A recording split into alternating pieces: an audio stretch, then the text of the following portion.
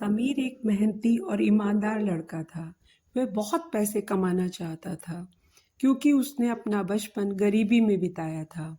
उसका सपना था कि वह मेहनत करके खूब पैसे कमाए और एक दिन अपने पैसों से सुंदर सा घर और अपनी मनपसंद कार खरीदे।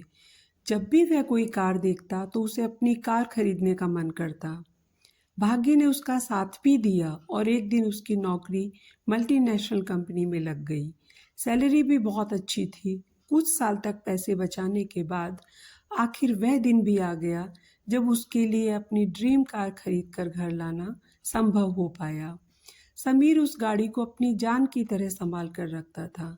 उस कार को हर दिन साफ करता था, यहाँ तक कि उस पर जरा सी धूल भी नहीं लगने देता था।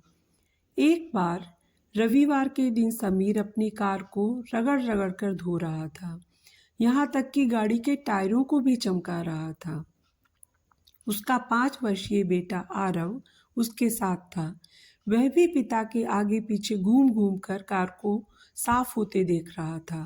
कार धोते धोते अचानक समीर ने देखा कि उसका बेटा कार के बोनट पर किसी चीज से खुरच खुरच कर कुछ लिख रहा है।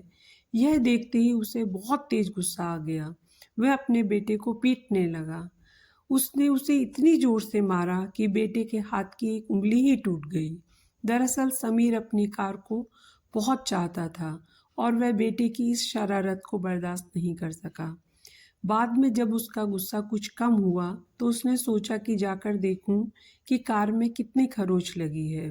कार के पास जाकर देखने पर उसके होश उड़ गए। उसे खुद पर बहुत पछतावा हो रहा था। वह फूट फूट कर रोने लगा। कार पर आरव ने खुरच कर लिखा था, पापा आई लव यू। दोस्तों, किसी के बारे में कोई गलत राय रखने से पहले या गलत कदम उठाने से पहले हमें ये जरूर सोचना चाहिए कि उस व्यक्ति ने वह काम किस नियत से किया है। नहीं तो पछताने के सिवाय हम कुछ नहीं कर पाते।